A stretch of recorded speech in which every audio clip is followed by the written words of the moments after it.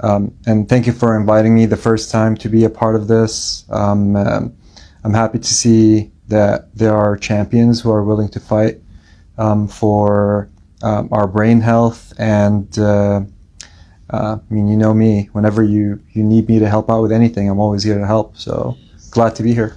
Yes, and I appreciate that, because what's really important, even though I share the science and everything, I really want the community to know that we're backed by professionals that are leading the mission, so that we can see more credible in the community. So that's why you're so important to our mission. So one of the things I'd like to do today is help the community have a better understanding. They see the flyers and the videos that are sent out, but some people have some really urgent issues to understand. So one of the things, what is a brain aneurysm and why is it considered a silent condition? Well, a brain aneurysm, or an aneurysm in general, is a deformity in the vessel wall. So what basically develops is a weak area or a weak point in that vessel wall for whichever reason. And that basically starts to balloon and starts to become deformed. And it can grow slowly over time. And I think that that's a big part of why it's silent. It's because it just grows slowly over time until it's not silent anymore, until it ruptures, and that's basically when we have catastrophic injuries. It's worth noting that we have about like 2 to 5% of aneurysms. There's about 2 to 5% of the population who have aneurysms, and the majority of these individuals do not have any symptoms, and hence why it's silent. Typically, what we try to catch is early signs. We try to figure out, well, is there some sort of red flag that we need to catch or not? But even then, unfortunately, there's many cases that this was their first ever symptom, just came in with a catastrophic, really bad headache, lost consciousness, and were brought into the hospital after we have found out. And basically they go through the necessary studies to evaluate and figure out what's going on. And unfortunately, a lot of our patients, that's how we tend to find out. So, and that's like such a hard thing, because in the advocacy side of things, to say it's a silent condition is so confusing to others. Like, if it's silent, what can they do? Because, for instance, Lala, Dr. Carew said she had that brain aneurysm probably about 3 years. Mm-hmm. And we were completely unaware. However, the only thing that I knew that she had, and that she knew that she had, was high blood pressure. So because something is so silent, for those, of course, that don't go to the doctors, that may just think that they're having average stress or any of those things, what could we recommend for something like that? How do we do this? I think that in patients who do have symptoms, it's such a shame that we can't catch these aneurysms earlier on. And I think that for everyone out there, what we can focus on is, and I think that we talked about this before, that the human condition mainly focuses on, oh, I need to work, oh, I'm busy, oh, I have this thing in my life, or I have whatever is going on that I need to take care of. I have a little bit of a headache, I'll take an ibuprofen and move on. But it's a new type of headache. This is not a type of headache you've ever had before. This is a headache that's causing symptoms or has abnormal features. For example, you have like this pulsating sensation, or that headache or that pulsating sensation associated with hearing whoosh or sounds or other neurological problems. Like now you have, after you started having those headaches, now you're having problems with your vision or other issues. So I think that those would absolutely be such a shame to miss, because those are typically our red flags. You have a new onset headache and a new neurological problem. Mm-hmm. That's a major flag that you need to check what's going on. Go to the emergency department, see a doctor in the clinic. It all depends on the situation that you're going through, obviously, but I think that early detection is always better than when the aneurysm ruptures, because once the aneurysm rupture, you're in a situation where you're just trying to prevent further damage. You're in damage control, And can people recover and do well after having an aneurysm? Absolutely. But you are talking about losing an amount of brain tissue secondary to that injury, because once that vessel starts to bleed, it's not that the blood is staying still in the brain, so it's reaching that area that the vessel was supplying. No, you basically lost an ability to allow blood to reach an area that's very necessary, and hence how you develop strokes from aneurysms. So I've heard a lot about that. So before I go to the next question, I want to stay right here for a second. I've heard when I say have conversations about brain aneurysms and just advocating for your health, I'm surprised at how many people have said someone has either suffered from or transitioned from. And one of the conversations that sticks with me is brain aneurysms. They say it's like the worst headache of one's life. But migraines to some people may seem like the worst headache of their life. And how do you feel that they may be able to communicate that to triage or communicate it to their doctor that may spike them to say, hey, this might not be an average migraine? Gotcha. So typically what happens is that if someone has a history of migraines, what we mean by it in the medical society is that someone has already been to a doctor, they've already gone through a brain MRI, they have already gone through a full physical examination, and that every subsequent one of their headaches is exactly the same. And this is where basically we talk about, well, there's a new, different type of headache that we're now having, and that should raise suspicion that, okay, maybe I should look into this. So if someone has a history of migraine, their first ever migraine, no one gets that diagnosis straight off the bat in the emergency department without getting proper workup. Okay. So when you get that really bad headache, the first thing any ER doctor will do is get a CT of your head, make sure that there's not a big bleed in there. That's the first thing they're going to do. The problem is that if your headache is not the worst headache you've ever had, and it's this nagging headache that's sitting back there that you've been ignoring or like basically taking ibuprofen for or Tylenol or whatnot for the past few days, and you're like, I've been having this headache, but it's not going away, that's really the time to sort of like go and check and make sure that everything looks okay. Because now this is a new headache. This is not something that you've experienced before. So it doesn't have to be the worst headache of your life, because we tend to call it, and this is a terminology that you're familiar with, thunderclap headache. Yes. It's this apoplectic, very strong, very severe, thunder-like headache that you get. And when it's that type of headache, typically the aneurysm had already ruptured, or that it's a different situation or a different condition, such as RCVS or something of the sort. And it's our job as medical professionals to identify the differences between these things.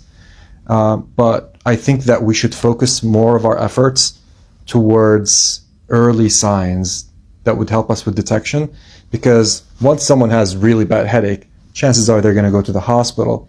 And I feel that the majority of the time it's those very small little symptoms that we tend to ignore because of multiple reasons, because we're busy in our lives, because we don't have health insurance, because we don't have enough health literacy, because of so many different reasons. We just don't think that it's anything big or significant, when in fact, if you're someone who's 25 or 30 years old and you've never had headaches before in your life and now suddenly you're experiencing headaches, it's not typically a sign that we would let go without appropriate workup.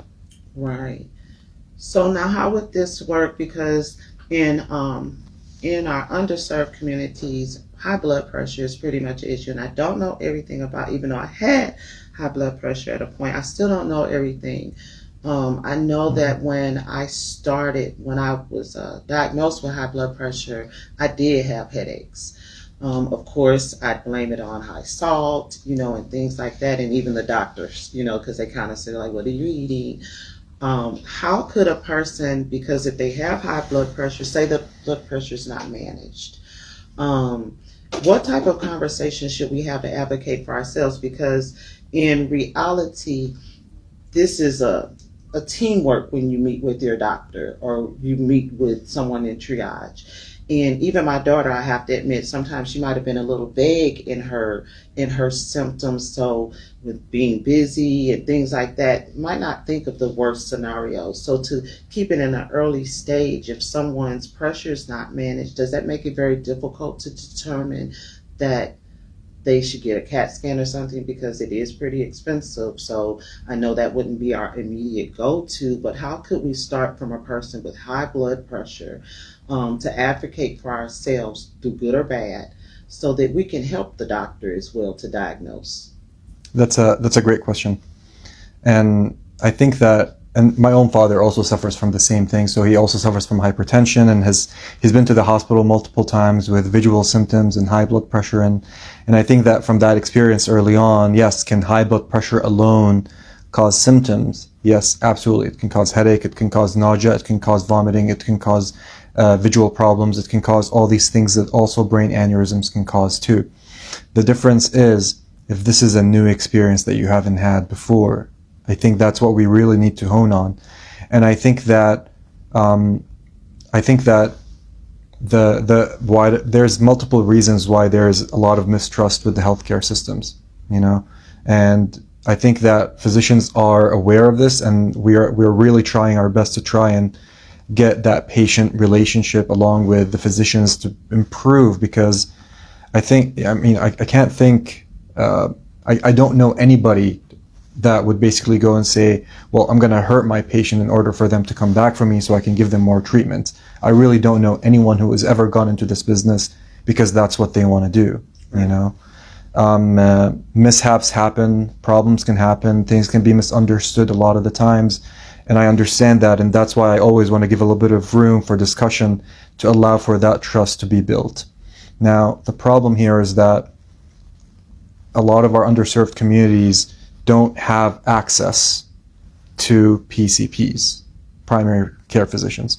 They don't have access. I've known places where, for example, as a neurologist, I've known places where for 200 miles there's only one neurologist, So I think that access in terms of the availability of physicians plus the availability of healthcare coverage both contribute to improving healthcare. And I think that that's one of the first things that we need to work on. We need to work on having more doctors in these areas.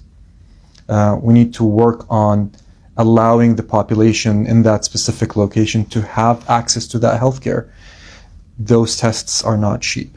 Those tests are not accessible. And I have experience that's basically from that looked into healthcares in different institutions, different countries across the globe. Healthcare in Singapore, healthcare in Saudi Arabia, healthcare in Syria, healthcare in Canada, healthcare in the US, healthcare in the UK. My sister is actually a pediatric physician in the UK. So we get to sort of compare and contrast a lot of these communities, and I feel that to a big part there is a big healthcare disparity here, and I feel that that's definitely a big reason of why we're not getting enough advocacy or care to certain communities. Yes, that's pretty unfortunate. So, and it is so sad because with everything that goes against it with the early signs, what would you recommend as early signals, even though they're mild, that we should speak upon to our doctors? I think that being aware of medical history is very important. By what I mean by this is, if you have a relative, for example, who has had a brain aneurysm, especially if they're first degree relative, first degree being one of your kids or your mom or your dad, or that's a first degree relative. And if you've had multiple second or third degree relatives, then that is something to keep in mind that, we do have that in the family. And now I'm having this headache and I'm a little bit worried. Can it be that? That's absolutely reasonable for you to go and check. Do you have to go to the emergency department if you're having very mild symptoms and you're not sure? Not necessarily. Basically, any primary care physician can help you with that, to order the necessary tests that you can do to get that diagnosis early on. I actually recommend for my patients that even if you do not have any symptoms at all, but you have that strong family lineage or strong family history, yes, that it is worthwhile checking. I think that's true for a lot of disorders, but the area that we're really focused on right now is aneurysm. So I think that it's worthwhile talking about it. Yeah, I actually, Dr. Caruso had recommended it because I wouldn't have, thought to do it, and I did it right away. And I didn't have to do much because Lala had just passed, and because I, shared that. She definitely was first level because she was my daughter, and they came up with a plan for it. I did that one and said we'll check it like in 6 months, and then after that we'll do a year, and then we'll have a conversation. Will it go, to another year or 2 years? But they absolutely came up with a plan, and yes, it was very, very expensive. But I think it's well worth having a conversation because I can't share enough. And that's one of the reasons why you're so important to this mission, is because I feel it would be the lock in for us. Because we say, hey, this is going on, here's the signs, and that, but there's no real lock in, whether it be for insurance or just not really being in tune to our medical. And because I'm not a doctor, I can't, overstep my bounds. But I do share. You can't be selfish. If you have families, you have children, it's really important to take care of your health and take it seriously, even if it's not a brain aneurysm. Some people have had strokes. And with that, they found out. But again, they had some type of symptoms that they were ignoring, or not taking it serious enough. So Yeah. for those, because I guess it might be, would a doctor, just out of curiosity, because again, I've noticed not to leave things out, because I've been a little lazy sometimes on those long forms when you see your doctor for the first time and they ask you about the things that you have. Do you mind sharing how important it is to share your family history, whatever it is on there? Could you share that? Absolutely. I think that those long forms are there.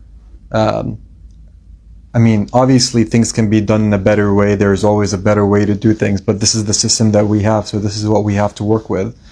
And I feel that those forms help you pass the time in the waiting room, and helps me not having to ask those questions because you've already answered those already. So I already have access to your medical history, your family history, and all of these things.